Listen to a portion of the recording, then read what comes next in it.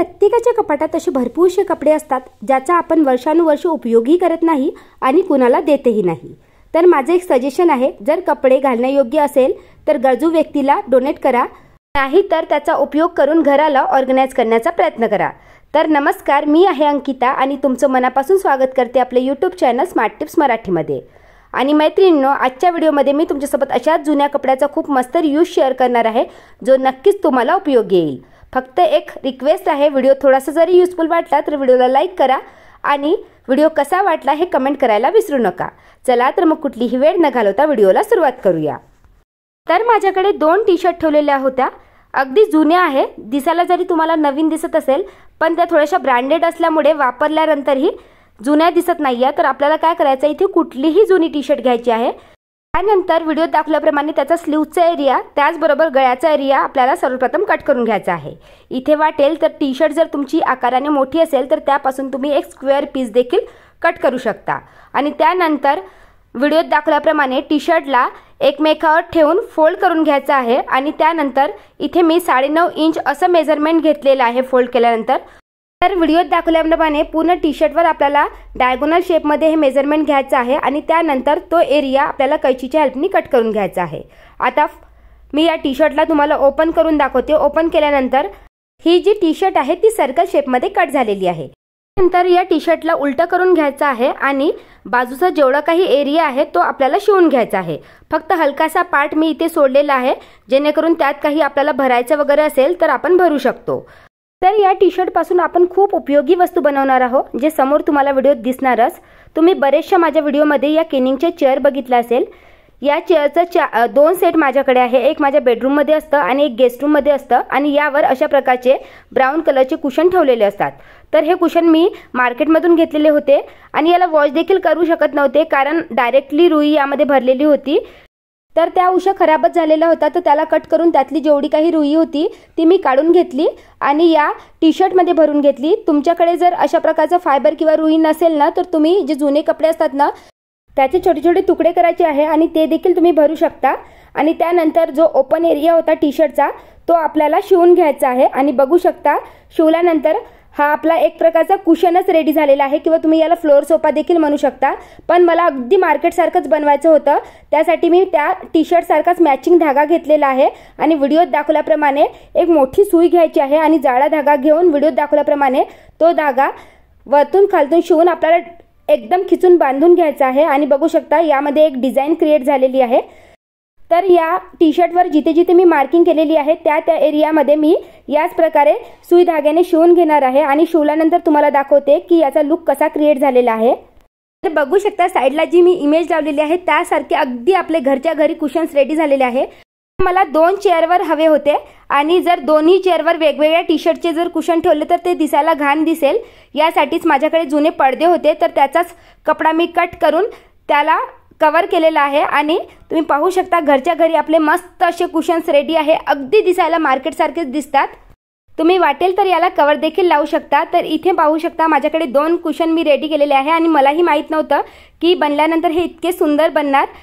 साइडला मी इमेज जी लावलेली आहे ते कुशन्स मी ऑनलाइन मागवणार होते, मग लक्षात आले की जर काही एक कुशन्स आपल्याला घरी बनवता येईल तर मी ट्राय केले। माझ्या बेडरूम मध्ये बघू शकता या 2 केनिंगचे चेअर आहे आणि या नेहमी रिकाम्या असतात। या बसल्यानंतर कम्फर्टेबल वाटत नाही, कारण बसल्यानंतर या रुततात। तर यासाठीच मला ऑनलाइन कुशन्स विकत घ्यायचे होते, पण माझे घरच्या घरीच अगदी सुंदरसे कुशन रेडी झालेले आहे। याला बघून कोणीच म्हणणार नाही की हे कुशन्स घरी बनवलेले आहे। आता या चेअरवर बसल्यावर अगदी कम्फर्टेबलही वाटत आहे। मागच्या साईडला जर एखादी कुशन ॲड केली तर आणखी छान दिसेल। या व्यतिरिक्त जर का तुम्हाला फायबरच्या चेअरसाठी हे कुशन रेडी करायचे असेल तर सर्कल आकारामध्ये कट न करता स्क्वेअर आकारामध्ये देखील तुम्ही हे कुशन्स घरच्या घरी रेडी करू शकता।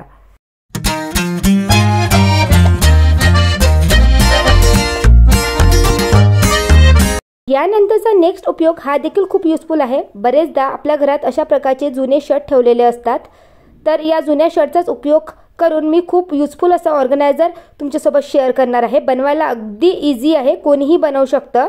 तर त्यासाठी आपल्याला या शर्टमधून काही मेजरमेंट घेऊन एक रेक्टँगल पीस कट करून घ्यायचा आहे। तर इथे मी वरचा गळ्याचा भाग त्याचबरोबर जो स्लीव्हजवाला एरिया होता तो सोडून अशा प्रकारचा एक रेक्टँगल पीस मी कट करून घेतला। त्यानंतर आपल्याला सेम साईजमध्ये याचे 4 कॉर्नर्स कट करायचे आहे। तर इथे मी 3-3 इंचवर अशा प्रकारचा एक कॉर्नरला स्क्वेअर ड्रॉ करून घेतला आणि तो कट करून घेतला। आता हाच स्क्वेअरवाला कपडा आपल्याला 4ही कॉर्नरवर ठेवायचा आहे आणि 4ही कॉर्नर सेम शेपमध्ये कट करून घ्यायचे आहे।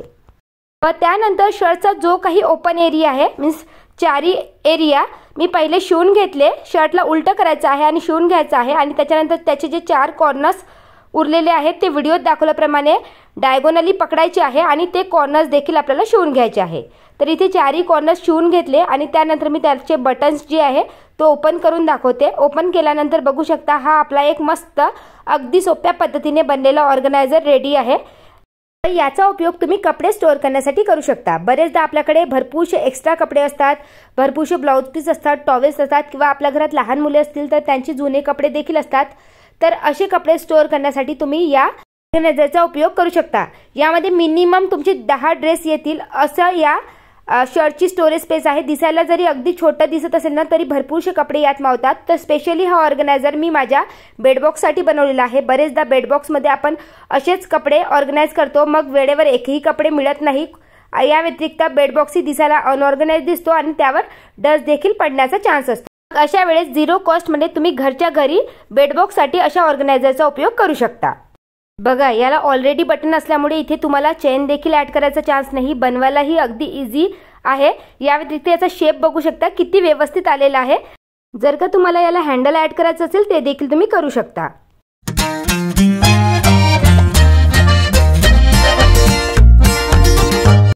बरेचदा आपल्याकडे असे भरपूरसे जुने पिलो कवर असतात ज्याचा काहीही उपयोग नसतो। तर अशाच पिलो कवरचा मी तुमच्यासोबत अगदी मस्त असा रिव्ह्यू शेअर करणार आहे।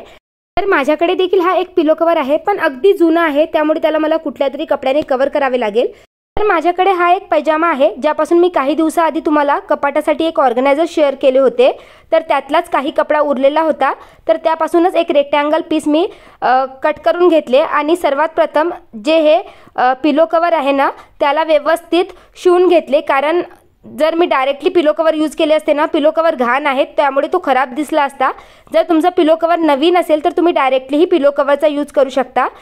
त्यानंतर मी इथे एक कणकीची बॅग घेतलेली आहे, ती आपल्याला पिलो कवरच्या साईज एवढीच कट करून घ्यायची आहे आणि त्यानंतर पिलो कवरमध्ये ती व्यवस्थित फसवून घ्यायची आहे। वाटेल तर तुम्ही याला देखील शिवू शकता, पण मी शिवणार नाही या कारण पिलो कवरमध्ये ही व्यवस्थित फसते। तर अशा प्रकारे तुम्हाला ही फसवून घ्यायची आहे आणि त्यानंतर एका साईडला मी 11 सेंटीमीटर मेजरमेंट घेतलेला आहे आणि वरच्या साईडला 9 सेंटीमीटर मेजरमेंट घ्यायचं आहे आणि त्यानंतर त्या मेजरमेंटनुसार आपल्याला एक लाईन ड्रॉ करायची आहे। इथे मी दोन्ही साईडला हे मेजरमेंट घेतलेले आहे पिलोच्या वरच्या कॉर्नरला आणि लाईन ड्रॉ केली। त्यानंतर वरचा जो पिलो कवरचा कॉर्नर आहे तो आपल्याला व्हिडिओत दाखवल्याप्रमाणे फोल्ड करायचा आहे।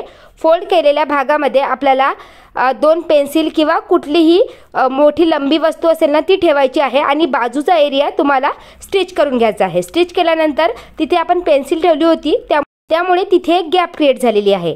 त्यानंतर या दोन्ही पेन्सिल्स आपल्याला काढून घ्यायचे आहे आणि जो उरलेला कपडा होता ना त्यामधूनच मी असा एक लंबा नाळा तयार केलेला आहे आणि तो सेफ्टी पिनच्या मदतीने त्या गॅपमधून व्हिडिओत दाखवल्याप्रमाणे काढायचा आहे आणि खालच्या साईडला देखील मी 2 नाळे अटॅच केलेले आहे आणि हा आपला बिलकुल अगदी सोप्या पद्धतीने वॉटरप्रूफ ॲप्रॉन रेडी आहे। तसं तर आजकाल मार्केटमध्ये भरपूरशा वस्तू उपलब्ध आहे, पण हा जो ॲप्रॉन आहे तो वॉटरप्रूफ आहे आणि याचा उपयोग तुम्ही स्पेशली भांडी घासताना करू शकता। तुम्ही बरेचदा नोटीस केले असेल की भांडी घासताना आपले कपडे ओले होतात, त्यावर डाग पडतात आणि आपले कपडे देखील खराब होतात। अशा वेळेस जर तुम्ही वॉटरप्रूफ ॲप्रॉन यूज केला तर तुमचे कपडे देखील खराब होणार नाही, या व्यतिरिक्त ॲप्रॉन देखील आतल्या साईडने ओला होणार नाही। तर माझ्याकडे ऑलरेडी एक ॲप्रॉन आहे ज्याचा उपयोग मी स्वयंपाक करण्यासाठी करते, पण बरेचदा मी भांडी घासायसाठी देखील तोच ॲप्रॉन यूज करत होते, पण तो लवकर खराब व्हायचा, त्यासाठीच मी हा वॉटरप्रूफ ॲप्रॉन घरच्या घरी रेडी केलेला आहे। तर आय होप मैत्रिणींनो ही आयडिया देखील तुम्हाला नक्कीच आवडली असेल।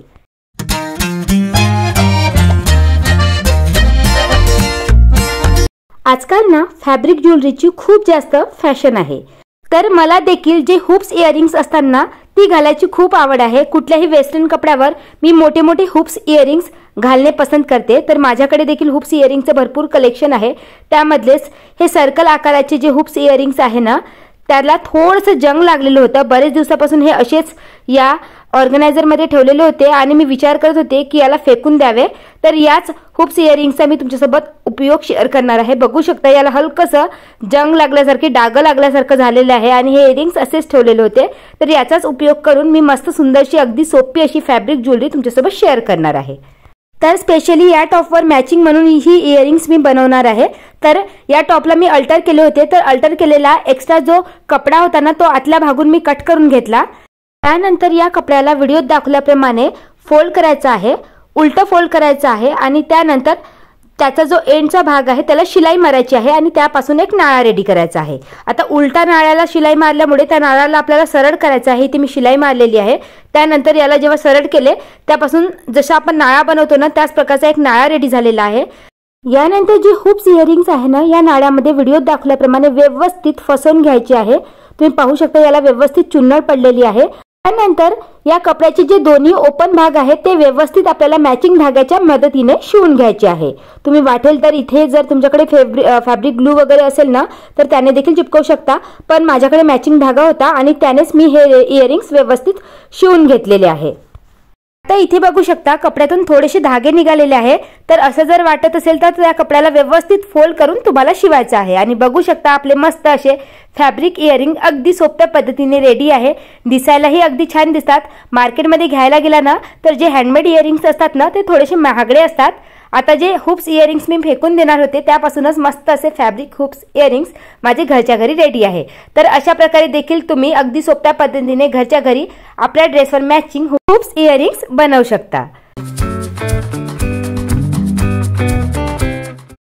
तर मैत्रिणींनो व्हिडिओ इथेच एंड करते. आशा करते की जुन्या कपड्याचा असा रियूज तुम्हाला नक्कीच आवडला असेल. व्हिडिओ थोडासा जरी युजफुल वाटला असेल तर व्हिडिओला लाईक करा आणि तुम्हाला हा व्हिडिओ कसा वाटला नेहमीप्रमाणे कळवायला विसरू नका. या व्यतिरिक्त तुम्ही जर माझ्या चॅनलवर नवीन असाल तर चॅनलला देखील सबस्क्राईब करा असेच युजफुल व्हिडिओ पाहण्यासाठी. चला तर भेटूया अशाच एका नवीन व्हिडिओमध्ये. तोपर्यंत बाय बाय.